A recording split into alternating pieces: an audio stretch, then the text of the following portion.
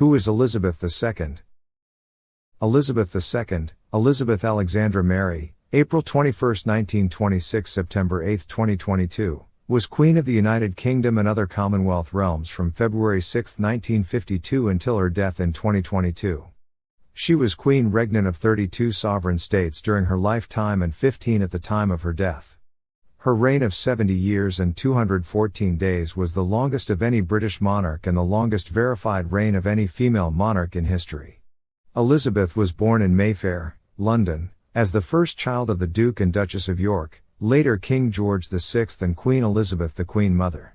Her father acceded to the throne in 1936 upon the abdication of his brother Edward VIII, making the 10-year-old Princess Elizabeth the heir presumptive. She was educated privately at home and began to undertake public duties during the Second World War, serving in the Auxiliary Territorial Service. In November 1947, she married Philip Mountbatten, a former Prince of Greece and Denmark, and their marriage lasted 73 years until his death in 2021. They had 4 children, Charles, Anne, Andrew, and Edward. When her father died in February 1952, Elizabeth, then 25 years old, became Queen of 7 independent Commonwealth countries: the United Kingdom, Canada, Australia, New Zealand, South Africa, Pakistan, and Ceylon, known today as Sri Lanka, as well as head of the Commonwealth. Elizabeth reigned as a constitutional monarch through major political changes such as the Troubles in Northern Ireland, devolution in the United Kingdom, the decolonisation of Africa, and the United Kingdom's accession to the European communities and withdrawal from the European Union. The number of her realms varied over time as territories gained independence and some realms became republics. As Queen, Elizabeth was served by more than 170 prime ministers across her realms. Her many historic visits and meetings included state visits to China in 1986, to Russia in 1994, and to the Republic of Ireland in 2011, and meetings with 5 popes.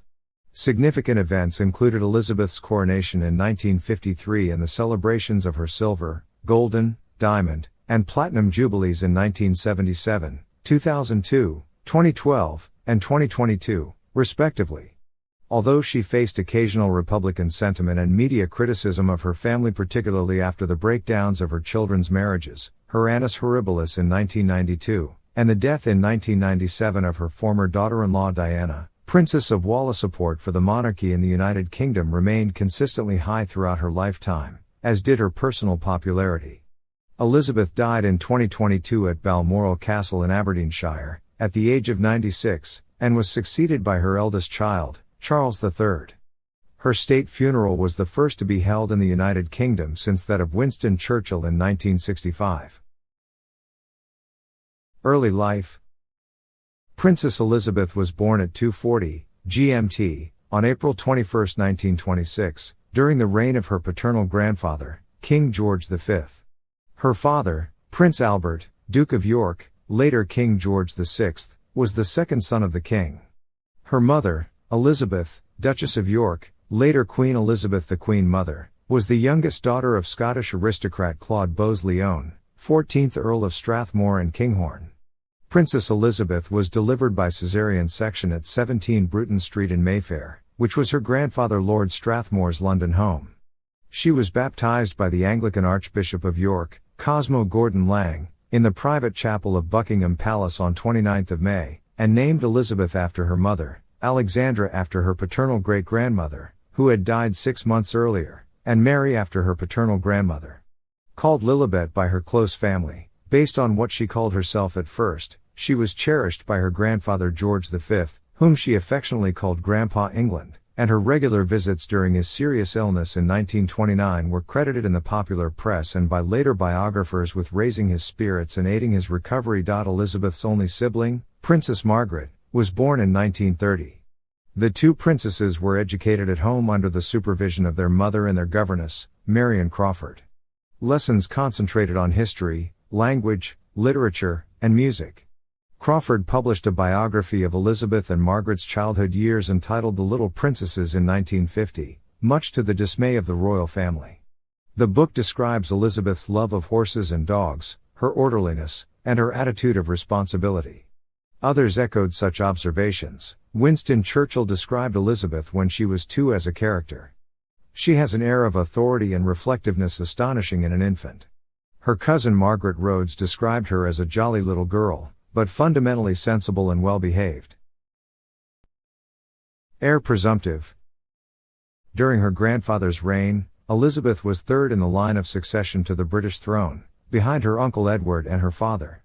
Although her birth generated public interest, she was not expected to become queen, as Edward was still young and likely to marry and have children of his own, who would precede Elizabeth in the line of succession. When her grandfather died in 1936 and her uncle succeeded as Edward VIII, she became second in line to the throne, after her father. Later that year, Edward abdicated, after his proposed marriage to divorced socialite Wallis Simpson provoked a constitutional crisis. Consequently, Elizabeth's father became king, taking the regnal name George VI. Since Elizabeth had no brothers, she became heir presumptive.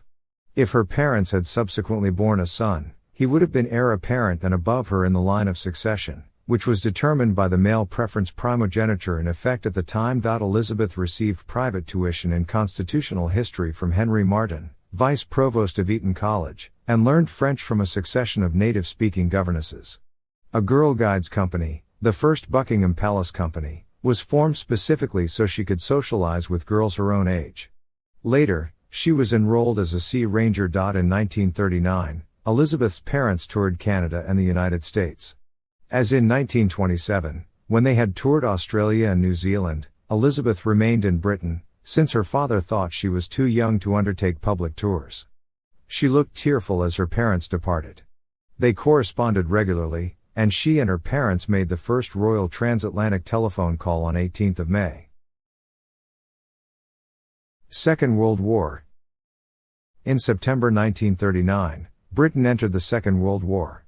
Lord Hailsham suggested that Princesses Elizabeth and Margaret should be evacuated to Canada to avoid the frequent aerial bombings of London by the Luftwaffe. This was rejected by their mother, who declared, "The children won't go without me. I won't leave without the king. And the king will never leave." The princesses stayed at Balmoral Castle, Scotland, until Christmas 1939, when they moved to Sandringham House, Norfolk.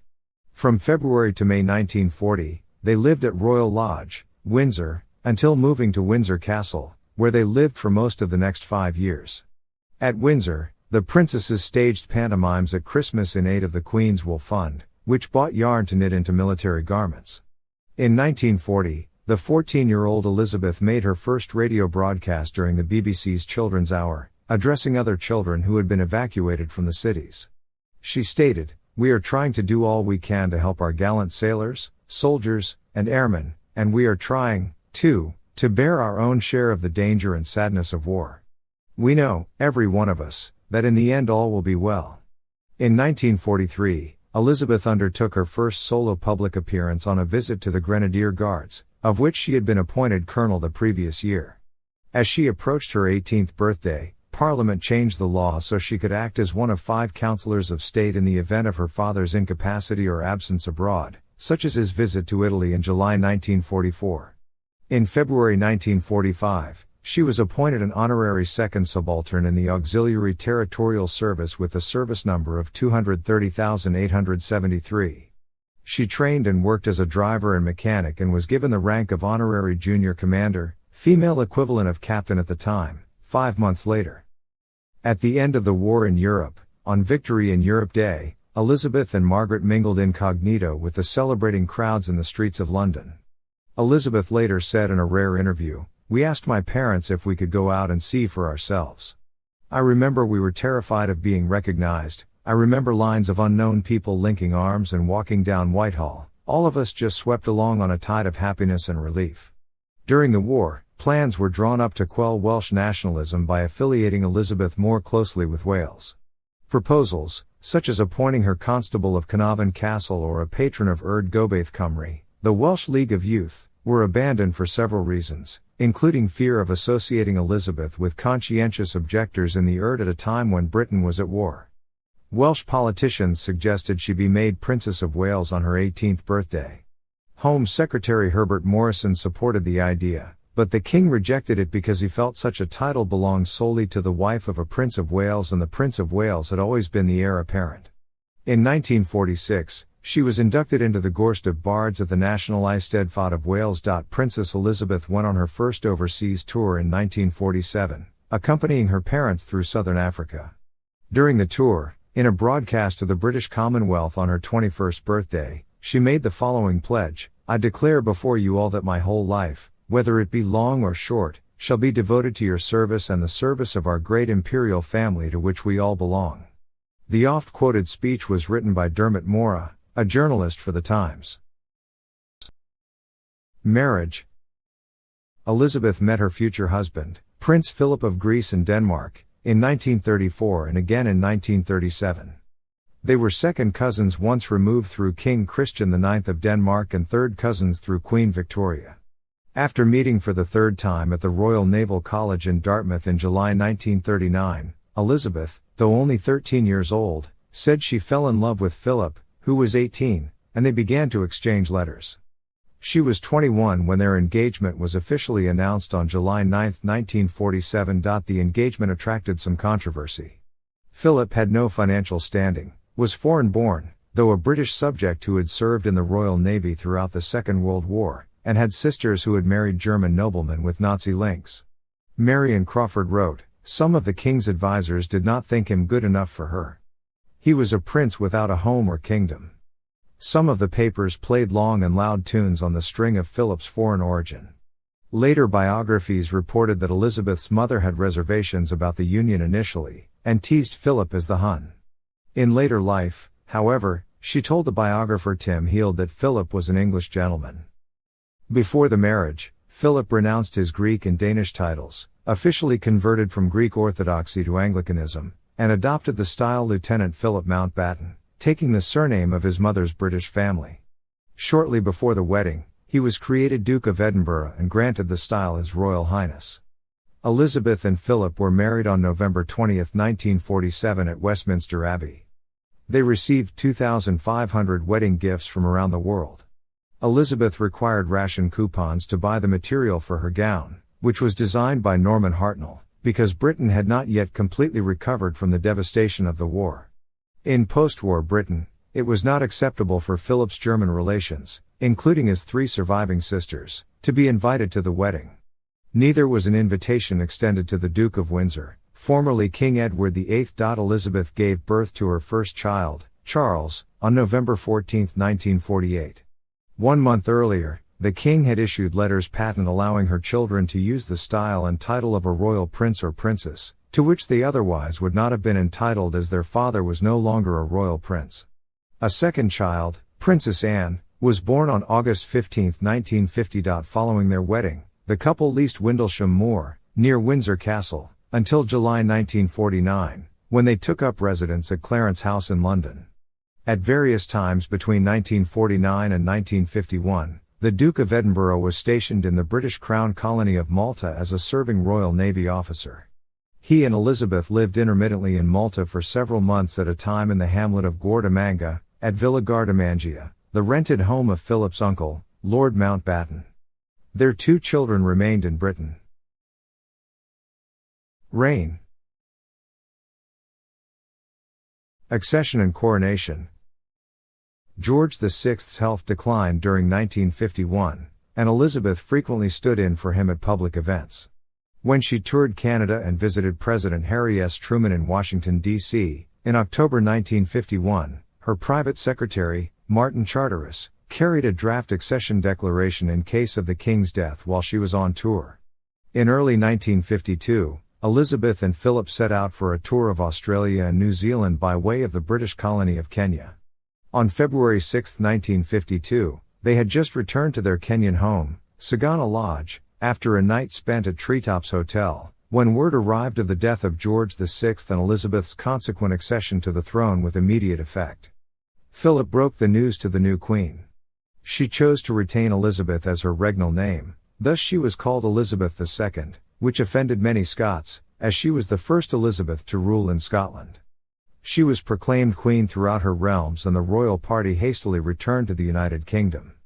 Elizabeth and Philip moved into Buckingham Palace. With Elizabeth's accession, it seemed probable that the royal house would bear the Duke of Edinburgh's name, in line with the custom of a wife taking her husband's surname on marriage. Lord Mountbatten advocated the name House of Mountbatten. Philip suggested House of Edinburgh, after his ducal title. The British Prime Minister, Winston Churchill, and Elizabeth's grandmother Queen Mary favoured the retention of the House of Windsor, so Elizabeth issued a declaration on April 9, 1952 that Windsor would continue to be the name of the royal house. Philip complained, "I am the only man in the country not allowed to give his name to his own children." In 1960, the surname Mountbatten-Windsor was adopted for Philip and Elizabeth's male line descendants who do not carry royal titles. Amid preparations for the coronation, Princess Margaret told her sister she wished to marry Peter Townsend, a divorced 16 years Margaret's senior with 2 sons from his previous marriage. Elizabeth asked them to wait for a year. In the words of her private secretary, the Queen was naturally sympathetic towards the princess, but I think she thought, she hoped, given time, the affair would peter out. Senior politicians were against the match and the Church of England did not permit remarriage after divorce. If Margaret had contracted a civil marriage, she would have been expected to renounce her right of succession. Margaret decided to abandon her plans with Townsend. Despite the death of Queen Mary on March 24, 1953, the coronation went ahead as planned on 2 June, as Mary had requested before she died. The coronation ceremony in Westminster Abbey, with the exception of the anointing and communion, was televised for the first time. On Elizabeth's instruction, her coronation gown was embroidered with the floral emblems of Commonwealth countries. Continuing evolution of the Commonwealth. From Elizabeth's birth onwards, the British Empire continued its transformation into the Commonwealth of Nations. By the time of her accession in 1952, her role as head of multiple independent states was already established. In 1953, Elizabeth and her husband embarked on a 7-month round-the-world tour, visiting 13 countries and covering more than 40,000 miles, 64,000 kilometers, by land, sea and air. She became the first reigning monarch of Australia and New Zealand to visit those nations. During the tour, crowds were immense. 3/4 of the population of Australia were estimated to have seen her. Throughout her reign, Elizabeth made hundreds of state visits to other countries and tours of the Commonwealth. She was the most widely traveled head of state. In 1956, the British and French Prime Ministers, Sir Anthony Eden and Guy Mollet, discussed the possibility of France joining the Commonwealth. The proposal was never accepted and the following year France signed the Treaty of Rome, which established the European Economic Community, the precursor to the European Union. In November 1956, Britain and France invaded Egypt in an ultimately unsuccessful attempt to capture the Suez Canal. Lord Mountbatten said Elizabeth was opposed to the invasion, though Eden denied it. Eden resigned 2 months later. The absence of a formal mechanism within the Conservative Party for choosing a leader meant that, following Eden's resignation, it fell to Elizabeth to decide whom to commission to form a government. Eden recommended she consult Lord Salisbury, the Lord President of the Council. Lord Salisbury and Lord Kilmuir, the Lord Chancellor, consulted the British Cabinet, Churchill, and the chairman of the Backbench 1922 Committee, resulting in Elizabeth appointing their recommended candidate, Harold Macmillan. The Suez Crisis and the choice of Eden's successor led, in 1957, to the first major personal criticism of Elizabeth. In a magazine, which he owned and edited, Lord Altrincham accused her of being out of touch. Altrincham was denounced by public figures and slapped by a member of the public appalled by his comments. 6 years later, in 1963, Macmillan resigned and advised Elizabeth to appoint the Earl of Home as the Prime Minister, advice she followed. Elizabeth again came under criticism for appointing the Prime Minister on the advice of a small number of ministers or a single minister. In 1965, the Conservatives adopted a formal mechanism for electing a leader, thus relieving the Queen of her involvement. In 1957, Elizabeth made a state visit to the United States, where she addressed the United Nations General Assembly on behalf of the Commonwealth. On the same tour, she opened the 23rd Canadian Parliament, becoming the first monarch of Canada to open a parliamentary session. 2 years later, solely in her capacity as Queen of Canada, she revisited the United States and toured Canada. In 1961, she toured Cyprus, India, Pakistan, Nepal, and Iran. On a visit to Ghana the same year, she dismissed fears for her safety, even though her host, President Kwame Nkrumah, who had replaced her as head of state, was a target for assassins. Harold Macmillan wrote, The Queen has been absolutely determined all through. She is impatient of the attitude towards her to treat her as a film star. She is indeed the heart and stomach of a man. She loves her duty and means to be a queen. Before her tour through parts of Quebec in 1964, the press reported extremists within the Quebec separatist movement were plotting Elizabeth's assassination. No attempt was made, but a riot did break out while she was in Montreal. Elizabeth's calmness and courage in the face of the violence was noted. Elizabeth gave birth to her third child, Prince Andrew, on February 19, 1960, which was the first birth to a reigning British monarch since 1857. Her fourth child, Prince Edward, was born on March 10, 1964. In addition to performing traditional ceremonies, Elizabeth also instituted new practices. Her first royal walkabout, meeting ordinary members of the public, took place during a tour of Australia and New Zealand in 1970. Acceleration of decolonisation. The 1960s and 1970s saw an acceleration in the decolonisation of Africa and the Caribbean. More than 20 countries gained independence from Britain as part of a planned transition to self-government. In 1965, however, the Rhodesian Prime Minister, Ian Smith, in opposition to moves towards majority rule, unilaterally declared independence while expressing loyalty and devotion to Elizabeth, declaring her Queen of Rhodesia. Although Elizabeth formally dismissed him, and the international community applied sanctions against Rhodesia, his regime survived for over a decade. As Britain's ties to its former empire weakened, the British government sought entry to the European community, a goal it achieved in 1973. Elizabeth toured Yugoslavia in October 1972, becoming the first British monarch to visit a communist country. She was received at the airport by President Josip Broz Tito, and a crowd of thousands greeted her in Belgrade. In February 1974, the British Prime Minister, Edward Heath, advised Elizabeth to call a general election in the middle of her tour of the Austronesian Pacific Rim, requiring her to fly back to Britain. The election resulted in a hung parliament. Heath's Conservatives were not the largest party, but could stay in office if they formed a coalition with the Liberals. When discussions on forming a coalition foundered, Heath resigned as Prime Minister and Elizabeth asked the leader of the opposition, Labour's Harold Wilson, to form a government. A year later, at the height of the 1975 Australian constitutional crisis, the Australian Prime Minister, Gough Whitlam, was dismissed from his post by Governor-General Sir John Kerr, after the opposition-controlled Senate rejected Whitlam's budget proposals. As Whitlam had a majority in the House of Representatives, Speaker Gordon Scholes appealed to Elizabeth to reverse Kerr's decision. She declined, saying she would not interfere in decisions reserved by the Constitution of Australia for the Governor-General. The crisis fueled Australian republicanism. Silver Jubilee. In 1977, Elizabeth marked the Silver Jubilee of her accession. Parties and events took place throughout the Commonwealth, many coinciding with her associated national and Commonwealth tours. The celebrations reaffirmed Elizabeth's popularity, despite virtually coincident negative press coverage of Princess Margaret's separation from her husband, Lord Snowdon. In 1978, Elizabeth endured a state visit to the United Kingdom by Romania's communist leader, Nicolae Ceausescu, and his wife, Elena, though privately she thought they had blood on their hands.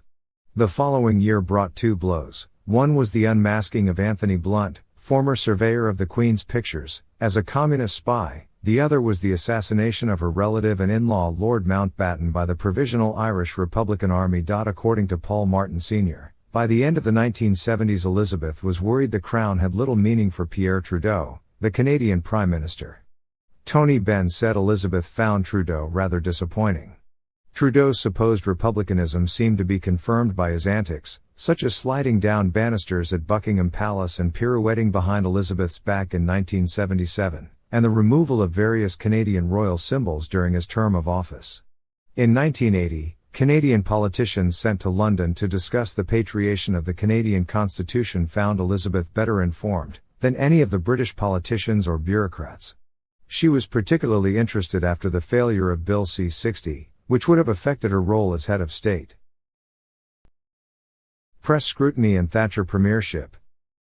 During the 1981 Trooping the Colour ceremony, 6 weeks before the wedding of Prince Charles and Lady Diana Spencer, 6 shots were fired at Elizabeth from close range as she rode down the Mall, London, on her horse, Burmese. Police later discovered the shots were blanks. The 17-year-old assailant, Marcus Sargent, was sentenced to 5 years in prison and released after 3. Elizabeth's composure and skill in controlling her mount were widely praised. That October, Elizabeth was the subject of another attack while on a visit to Dunedin, New Zealand. Christopher John Lewis, who was 17 years old, fired a shot with a .22 rifle from the 5th floor of a building overlooking the parade, but missed. Lewis was arrested, but never charged with attempted murder or treason, and sentenced to 3 years in jail for unlawful possession and discharge of a firearm. 2 years into his sentence, he attempted to escape a psychiatric hospital with the intention of assassinating Charles, who was visiting the country with Diana and their son Prince William. From April to September 1982, Elizabeth's son, Prince Andrew, served with British forces in the Falklands War, for which she reportedly felt anxiety and pride. On 9 July, she awoke in her bedroom at Buckingham Palace to find an intruder, Michael Fagan, in the room with her.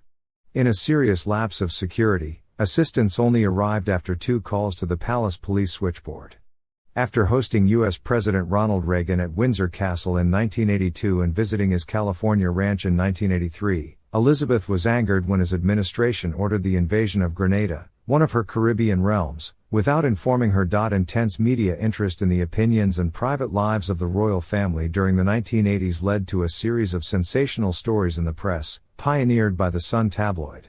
As Kelvin Mackenzie, editor of The Sun, told his staff, "Give me a Sunday for Monday splash on the royals. Don't worry if it's not true, so long as there's not too much of a fuss about it afterwards." Newspaper editor Donald Trelford wrote in The Observer of September 21, 1986, "The royal soap opera has now reached such a pitch of public interest that the boundary between fact and fiction has been lost sight of. It is not just that some papers don't check their facts or accept denials, they don't care if the stories are true or not." It was reported, most notably in the Sunday Times of July 20, 1986, that Elizabeth was worried that Margaret Thatcher's economic policies fostered social divisions and was alarmed by high unemployment, a series of riots, the violence of a miners' strike, and Thatcher's refusal to apply sanctions against the apartheid regime in South Africa. The sources of the rumors included royal aide Michael Shea and Commonwealth Secretary-General Shridath Rampal, but Shea claimed his remarks were taken out of context and embellished by speculation. Thatcher reputedly said Elizabeth would vote for the Social Democratic Party, Thatcher's political opponents. Thatcher's biographer, John Campbell, claimed the report was a piece of journalistic mischief-making. Reports of acrimony between them were exaggerated, and Elizabeth gave 2 honors in her personal gift, membership in the Order of Merit and the Order of the Garter, to Thatcher after her replacement as Prime Minister by John Major. Brian Mulroney, Canadian Prime Minister between 1984 and 1993, said Elizabeth was a behind-the-scenes force in ending apartheid. In 1986, Elizabeth paid a 6-day state visit to the People's Republic of China, becoming the first British monarch to visit the country. The tour included the Forbidden City, the Great Wall of China, and the Terracotta Warriors. At a state banquet, Elizabeth joked about the first British emissary to China being lost at sea with Queen Elizabeth I's letter to the Wanli Emperor, and remarked, "Fortunately postal services have improved since 1602. Elizabeth's visit also signified the acceptance of both countries that sovereignty over Hong Kong would be transferred from the United Kingdom to China in 1997. By the end of the 1980s, Elizabeth had become the target of satire. The involvement of younger members of the royal family in the charity game show It's a Royal Knockout in 1987 was ridiculed.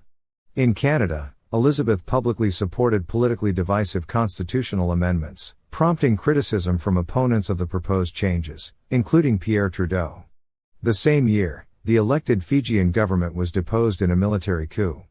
As monarch of Fiji, Elizabeth supported the attempts of Governor-General Ratu Sir Ganilau to assert executive power and negotiate a settlement. Coup leader Sitiveni Rabuka deposed Ganilau and declared Fiji a republic. Turbulent 1990s and annus horribilis. In the wake of coalition victory in the Gulf War, Elizabeth became the first British monarch to address a joint meeting of the United States Congress in May 1991.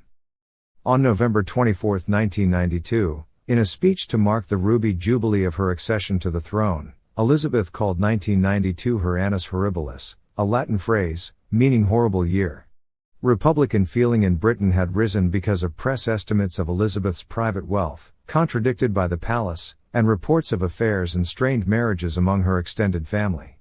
In March, her second son, Prince Andrew, separated from his wife, Sarah, and Mauritius removed Elizabeth as head of state. Her daughter, Princess Anne, divorced Captain Mark Phillips in April. Angry demonstrators in Dresden threw eggs at Elizabeth during a state visit to Germany in October, and a large fire broke out at Windsor Castle, one of her official residences, in November. The monarchy came under increased criticism and public scrutiny. In an unusually personal speech, Elizabeth said that any institution must expect criticism, but suggested it might be done with a touch of humor, gentleness and understanding. 2 days later, British Prime Minister John Major announced plans to reform the royal finances, drawn up the previous year, including Elizabeth paying income tax from 1993 onwards, and a reduction in the civil list. In December, Prince Charles and his wife, Diana, formally separated. At the end of the year, Elizabeth sued the Sun newspaper for breach of copyright when it published the text of her annual Christmas message 2 days before it was broadcast. The newspaper was forced to pay her legal fees and donated £200,000 to charity. Elizabeth's solicitors had taken successful action against the Sun 5 years earlier for breach of copyright after it published a photograph of her daughter-in-law the Duchess of York and her granddaughter Princess Beatrice. In January 1994, Elizabeth broke the scaphoid bone in her left wrist as the horse she was riding at Sandringham House tripped and fell. In October 1994, she became the first reigning British monarch to set foot on Russian soil. In October 1995, Elizabeth was tricked into a hoax call by Montreal radio host Pierre Brassard impersonating Canadian Prime Minister Jean Chrétien. Elizabeth, who believed that she was speaking to Chrétien, said she supported Canadian unity and would try to influence Quebec's referendum on proposals to break away from Canada. In the year that followed, public revelations on the state of Charles and Diana's marriage continued. In consultation with her husband and John Major, as well as the Archbishop of Canterbury, George Carey, and her private secretary, Robert Fellows, Elizabeth wrote to Charles and Diana at the end of December 1995, suggesting that a divorce would be advisable. In August 1997, a year after the divorce, Diana was killed in a car crash in Paris. Elizabeth was on holiday with her extended family at Balmoral. Diana's 2 sons, Princes William and Harry, wanted to attend church, so Elizabeth and Philip took them that morning. Afterwards, for 5 days the royal couple shielded their grandsons from the intense press interest by keeping them at Balmoral where they could grieve in private, but the royal family's silence and seclusion, and the failure to fly a flag at half-mast over Buckingham Palace, caused public dismay. Pressured by the hostile reaction, Elizabeth agreed to return to London and address the nation in a live television broadcast on 5th of September, the day before Diana's funeral. In the broadcast, she expressed admiration for Diana and her feelings as a grandmother for the 2 princes. As a result, much of the public hostility evaporated. In October 1997, Elizabeth and Philip made a state visit to India, which included a controversial visit to the site of the Jallianwala Bagh massacre to pay her respects. Protesters chanted "Killer Queen, go back," and there were demands for her to apologize for the action of British troops 78 years earlier. At the memorial in the park, she and Philip paid their respects by laying a wreath and stood for a 30-second moment of silence. As a result, much of the fury among the public softened and the protests were called off. That November, Elizabeth and her husband held a reception at Banqueting House to mark their golden wedding anniversary. Elizabeth made a speech and praised Philip for his role as a consort, referring to him as "my strength and stay." In 1999, as part of the process of devolution within the UK, Elizabeth formally opened newly established legislatures for Wales and Scotland, the National Assembly for Wales at Cardiff in May, and the Scottish Parliament at Edinburgh in July. Golden Jubilee. On the eve of the new millennium, Elizabeth and Philip boarded a vessel from Southwark, bound for the Millennium Dome. Before passing under Tower Bridge, Elizabeth lit the National Millennium Beacon in the Pool of London using a laser torch. Shortly before midnight, she officially opened the dome. During the singing of Auld Lang Syne, Elizabeth held hands with Philip and British Prime Minister Tony Blair. In 2002, Elizabeth marked her Golden Jubilee, the 50th anniversary of her accession. Her sister and mother died in February and March respectively, and the media speculated on whether the Jubilee would be a success or a failure. She again undertook an extensive tour of her realms, beginning in Jamaica in February, where she called the farewell banquet memorable after a power cut plunged the King's House, the official residence of the Governor-General, into darkness. As in 1977, there were street parties and commemorative events, and monuments were named to honor the occasion. 1 million people attended each day of the three-day main Jubilee celebration in London, and the enthusiasm shown for Elizabeth by the public was greater than many journalists had anticipated. In 2003, Elizabeth sued Daily Mirror for breach of confidence and obtained an injunction which prevented the outlet from publishing information gathered by a reporter who posed as a footman at Buckingham Palace. The newspaper also paid £25,000 towards her legal costs. Though generally healthy throughout her life, in 2003 Elizabeth had keyhole surgery on both knees.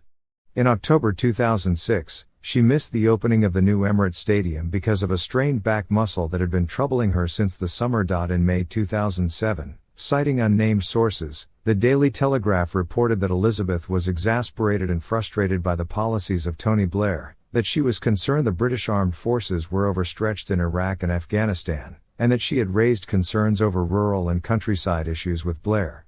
She was, however, said to admire Blair's efforts to achieve peace in Northern Ireland. She became the first British monarch to celebrate a diamond wedding anniversary in November 2007. On March 20, 2008, at the Church of Ireland St. Patrick's Cathedral, Armagh, Elizabeth attended the first Maundy service held outside England and Wales. Elizabeth addressed the UN General Assembly for a second time in 2010, again in her capacity as Queen of all Commonwealth realms and head of the Commonwealth. The UN Secretary-General, Ban Ki-moon, introduced her as an anchor for our age. During her visit to New York, which followed a tour of Canada, she officially opened a memorial garden for British victims of the September 11 attacks. Elizabeth's 11-day visit to Australia in October 2011 was her 16th visit to the country since 1954. By invitation of the Irish President, Mary McAleese, she made the first state visit to the Republic of Ireland by a British monarch in May 2011. Diamond Jubilee and longevity. Elizabeth's 2012 Diamond Jubilee marked 60 years on the throne, and celebrations were held throughout her realms, the wider Commonwealth, and beyond. She and her husband undertook an extensive tour of the United Kingdom, while her children and grandchildren embarked on royal tours of other Commonwealth states on her behalf. On 4th June, Jubilee beacons were lit around the world. In November, Elizabeth and her husband celebrated their blue sapphire wedding anniversary, 65th. On 18th December, she became the first British sovereign to attend a peacetime cabinet meeting since George III in 1781. Elizabeth, who opened the 1976 Summer Olympics in Montreal, also opened the 2012 Summer Olympics and Paralympics in London, making her the first head of state to open 2 Olympic Games in 2 countries. For the London Olympics, she played herself in a short film as part of the opening ceremony, alongside Daniel Craig as James Bond. On April 4, 2013, she received an honorary BAFTA for her patronage of the film industry and was called the most memorable Bond girl yet at the award ceremony. On March 3, 2013, Elizabeth stayed overnight at King Edward VII's hospital as a precaution after developing symptoms of gastroenteritis. A week later, she signed the new Charter of the Commonwealth. Because of her age and the need for her to limit traveling, in 2013 she chose not to attend the biennial Commonwealth Heads of Government meeting for the first time in 40 years. She was represented at the summit in Sri Lanka by Prince Charles. On April 20, 2018, the Commonwealth Heads of Government announced that she would be succeeded by Charles as head of the Commonwealth, which she stated was her sincere wish. She underwent cataract surgery in May 2018. In March 2019, she gave up driving on public roads, largely as a consequence of a car crash involving her husband 2 months earlier. Elizabeth surpassed her great-great-grandmother, Queen Victoria, to become the longest-lived British monarch on December 21, 2007, and the longest-reigning British monarch and longest-reigning queen regnant and female head of state in the world on September 9, 2015. She became the oldest current monarch after King Abdullah of Saudi Arabia died on January 23, 2015. She later became the longest reigning current monarch and the longest serving current head of state following the death of King Bhumibol of Thailand on October 13, 2016, and the oldest current head of state on the resignation of Robert Mugabe of Zimbabwe on November 21, 2017. On February 6, 2017, she became the first British monarch to commemorate a sapphire jubilee, and on 20th of November, she was the first British monarch to celebrate a platinum wedding anniversary. Philip had retired from his official duties as the Queen's consort in August 2017. COVID-19 pandemic. On March 19, 2020, as the COVID-19 pandemic hit the United Kingdom, Elizabeth moved to Windsor Castle and sequestered there as a precaution. Public engagements were cancelled and Windsor Castle followed a strict sanitary protocol nicknamed HMS Bubble. On 5 April, in a televised broadcast watched by an estimated 24 million viewers in the UK, she asked people to take comfort that while we may have more still to endure, better days will return. We will be with our friends again. We will be with our families again. We will meet again. On 8 May, the 75th anniversary of A-Day, in a television broadcast at 9 p.m., the exact time at which her father George VI had broadcast to the nation on the same day in 1945, she asked people to never give up, never despair. In October, she visited the UK's Defence Science and Technology Laboratory in Wiltshire, her first public engagement since the start of the pandemic. On 4 November, she appeared masked for the first time in public, during a private pilgrimage to the tomb of the unknown warrior at Westminster Abbey, to mark the centenary of his burial. In 2021, she received her first and second COVID-19 vaccinations in January and April respectively.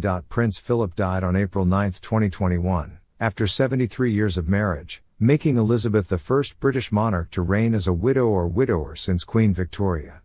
She was reportedly at her husband's bedside when he died, and remarked in private that his death had left a huge void. Due to the COVID-19 restrictions in place in England at the time, Elizabeth sat alone at Philip's funeral service, which evoked sympathy from people around the world. In her Christmas broadcast that year, she paid a personal tribute to her beloved Philip, saying, "That mischievous, inquiring twinkle was as bright at the end as when I first set eyes on him." Despite the pandemic, Elizabeth attended the 2021 state opening of Parliament in May, and the 47th G7 summit in June. On 5 July, the 73rd anniversary of the founding of the UK's National Health Service, she announced that the NHS will be awarded the George Cross to recognise all NHS staff, past and present, across all disciplines and all 4 nations. In October 2021, she began using a walking stick during public engagements for the first time since her operation in 2004.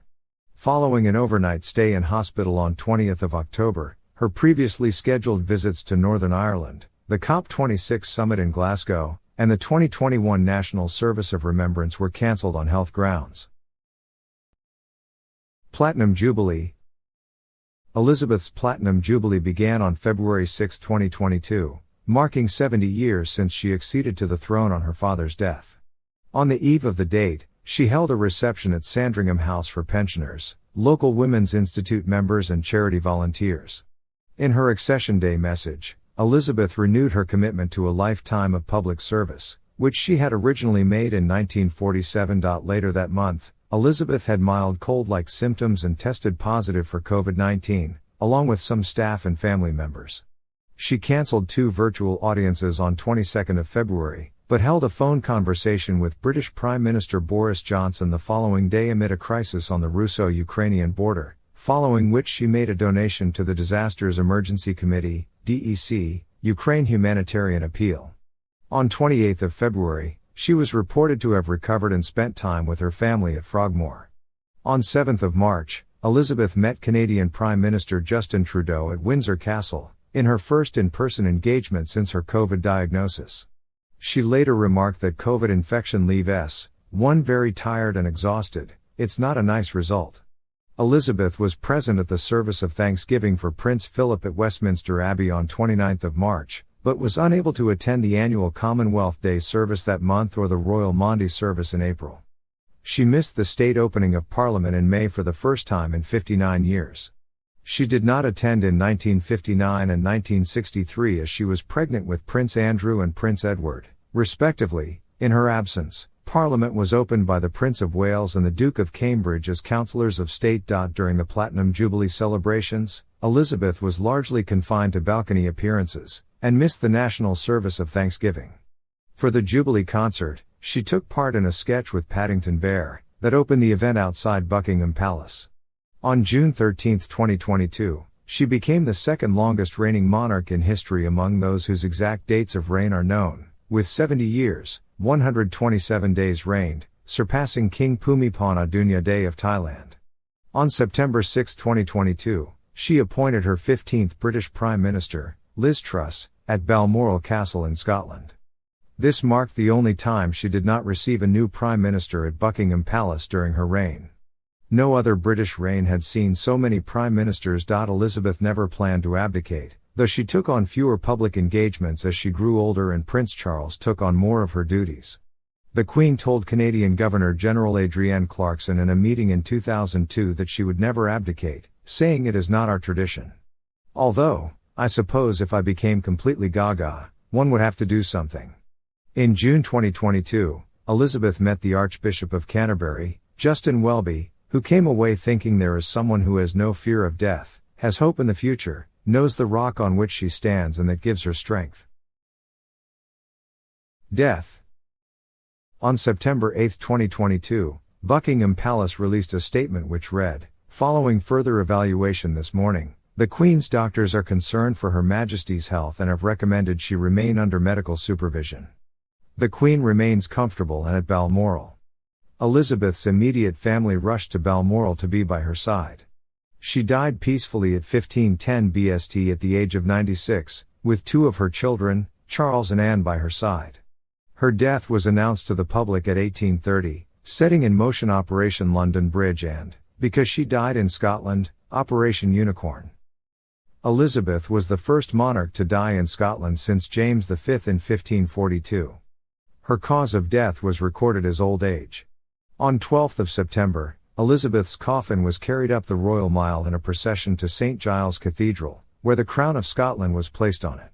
Her coffin lay at rest at the cathedral for 24 hours, guarded by the Royal Company of Archers, during which around 33,000 people filed past the coffin. It was taken by Heir to London on 13 September. On 14 September, her coffin was taken in a military procession from Buckingham Palace to Westminster Hall, where Elizabeth lay in state for 4 days. The coffin was guarded by members of both the Sovereign's bodyguard and the Household Division. An estimated 250,000 members of the public filed past the coffin, as did politicians and other public figures. On 16 September, Elizabeth's children held a vigil around her coffin, and the next day her 8 grandchildren did the same. Elizabeth's state funeral was held at Westminster Abbey on 19 September, which marked the first time that a monarch's funeral service had been held at the Abbey since George II in 1760. More than 1 million people lined the streets of central London, and the day was declared a holiday in several Commonwealth countries.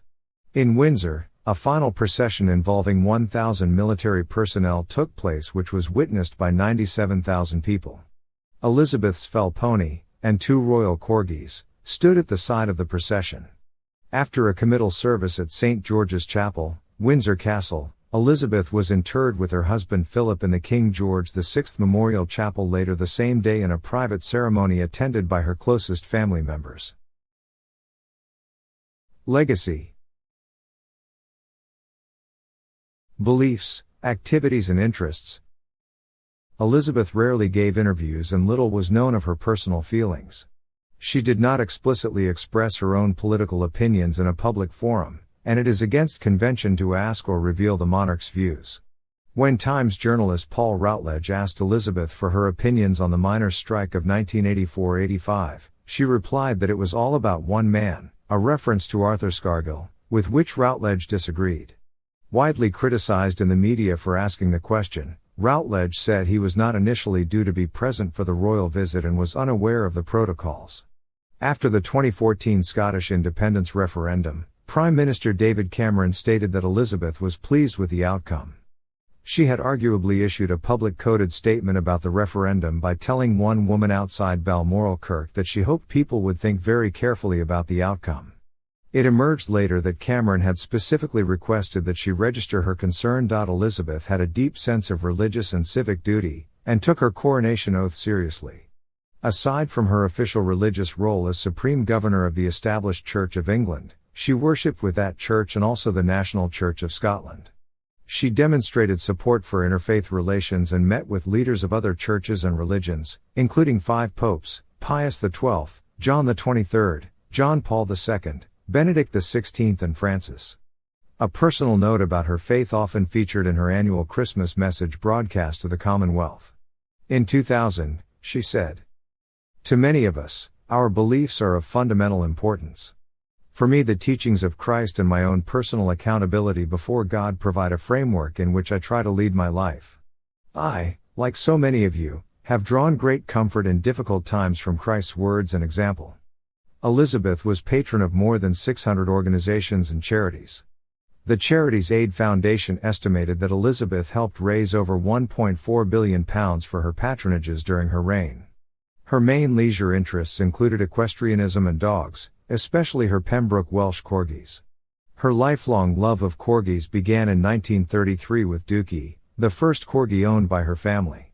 Scenes of a relaxed, informal home life were occasionally witnessed. She and her family, from time to time, prepared a meal together and washed the dishes afterwards. Media depiction and public opinion. In the 1950s, as a young woman at the start of her reign, Elizabeth was depicted as a glamorous fairy tale queen. After the trauma of the Second World War, it was a time of hope, a period of progress and achievement heralding a new Elizabethan age. Lord Altringham's accusation in 1957 that her speeches sounded like those of a priggish schoolgirl was an extremely rare criticism. In the late 1960s, attempts to portray a more modern image of the monarchy were made in the television documentary Royal Family and by televising Prince Charles's investiture as Prince of Wales. Her wardrobe developed a recognizable, signature style driven more by function than fashion. In public, she took to wearing mostly solid color overcoats and decorative hats, allowing her to be seen easily in a crowd. At Elizabeth's Silver Jubilee in 1977, the crowds and celebrations were genuinely enthusiastic, but, in the 1980s, public criticism of the royal family increased, as the personal and working lives of Elizabeth's children came under media scrutiny. Her popularity sank to a low point in the 1990s. Under pressure from public opinion, she began to pay income tax for the first time, and Buckingham Palace was open to the public. Although support for republicanism in Britain seemed higher than at any time in living memory, Republican ideology was still a minority viewpoint and Elizabeth herself had high approval ratings. Criticism was focused on the institution of the monarchy itself, and the conduct of Elizabeth's wider family, rather than her own behavior and actions. Discontent with the monarchy reached its peak on the death of Diana, Princess of Wales, although Elizabeth's personal popularity, as well as general support for the monarchy, rebounded after her live television broadcast to the world 5 days after Diana's death. In November 1999, a referendum in Australia on the future of the Australian monarchy favoured its retention in preference to an indirectly elected head of state. Many Republicans credited Elizabeth's personal popularity with the survival of the monarchy in Australia. In 2010, Prime Minister Julia Gillard noted that there was a deep affection for Elizabeth in Australia and another referendum on the monarchy should wait until after her reign. Gillard's successor, Malcolm Turnbull, who led the Republican campaign in 1999, similarly believed that Australians would not vote to become a republic in her lifetime.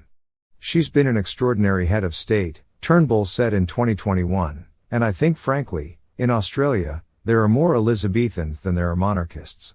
Similarly, referendums in both Tuvalu in 2008 and St. Vincent and the Grenadines in 2009 saw voters reject proposals to become republics.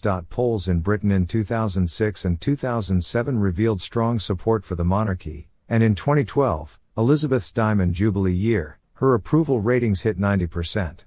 Her family came under scrutiny again in the last few years of her life due to her son Andrew's association with convicted sex offenders Jeffrey Epstein and Ghislaine Maxwell, his lawsuit with Virginia Giuffre amidst accusations of sexual impropriety, and her grandson Harry and his wife Meghan's exit from the monarchy and subsequent move to the United States. Polling in Great Britain during the Platinum Jubilee, however, showed Elizabeth's personal popularity remained strong. As of 2021, she remained the third most admired woman in the world according to the annual Gallup poll, her 52 appearances on the list meaning she had been in the top 10 more than any other woman in the poll's history. Elizabeth was portrayed in a variety of media by many notable artists, including painters Pietro Annigoni, Peter Blake, Chinwe Chukwuogo Roy, Terence Cuneo, Lucian Freud, Rolf Harris, Damien Hirst, Juliet Pinette and Tyshawn Scanberg. Notable photographers of Elizabeth included Cecil Beaton, Yusuf Karsh, Anwar Hussein, Annie Leibovitz, Lord Lichfield, Terry O'Neill, John Swannell, and Dorothy Wilding. The first official portrait photograph of Elizabeth was taken by Marcus Adams in 1926. Finances. Elizabeth's personal wealth was the subject of speculation for many years. In 1971, Jacques Colville, her former private secretary and a director of her bank, Coutts, estimated her wealth at £2 million, equivalent to about £30 million in 2021. In 1993, Buckingham Palace called estimates of £100 million grossly overstated. In 2002, she inherited an estate worth an estimated £70 million from her mother. The Sunday Times Rich List 2020 estimated her personal wealth at £350 million, making her the 372nd richest person in the UK. She was number 1 on the list when it began in the Sunday Times Rich List 1989, with a reported wealth of £5.2 billion, approximately £13.8 billion in today's value, which included state assets that were not hers personally. The Royal Collection, which includes thousands of historic works of art and the crown jewels, was not owned personally but was described as being held in trust by Elizabeth for her successors and the nation, as were her official residences, such as Buckingham Palace and Windsor Castle, and the Duchy of Lancaster, a property portfolio valued at £472 million in 2015. The Paradise Papers, leaked in 2017, show that the Duchy of Lancaster held investments in the British tax havens of the Cayman Islands and Bermuda. Sandringham House in Norfolk and Balmoral Castle in Aberdeenshire were personally owned by Elizabeth. The Crown Estate, with holdings of £14.3 billion in 2019, is held in trust and could not be sold or owned by her in a personal capacity. Titles, styles, honors, and arms. Titles and styles. April 21, 1926, December 11, 1936, Her Royal Highness Princess Elizabeth of York. December 11, 1936, November 20, 1947, Her Royal Highness the Princess Elizabeth. November 20, 1947, February 6, 1952, Her Royal Highness the Princess Elizabeth, Duchess of Edinburgh. February 6, 1952, September 8, 2022, Her Majesty the Queen Elizabeth held many titles and honorary military positions throughout the Commonwealth, was sovereign of many orders in her own countries, and received honors and awards from around the world. In each of her realms, she had a distinct title that follows a similar formula: Queen of St. Lucia and of her other realms and territories in St. Lucia, Queen of Australia and her other realms and territories in Australia, etc. In the Channel Islands and Isle of Man, which are crown dependencies rather than separate realms, she was known as Duke of Normandy and Lord of Man, respectively. Additional styles include Defender of the Faith and Duke of Lancaster. When conversing with Elizabeth, the correct etiquette was to address her initially as Your Majesty and thereafter as Ma'am, pronounced, with a short A as in jam. Arms. From April 21, 1944 until her accession, Elizabeth's arms consisted of a lozenge bearing the royal coat of arms of the United Kingdom differenced with a label of 3 points argent, the center point bearing a Tudor rose and the first and third a cross of St. George. Upon her accession, she inherited the various arms her father held as sovereign. Elizabeth also possessed royal standards and personal flags for use in the United Kingdom, Canada, Australia, New Zealand, Jamaica, and elsewhere. Thank you for watching. Consider supporting the channel, leave a like and subscribe.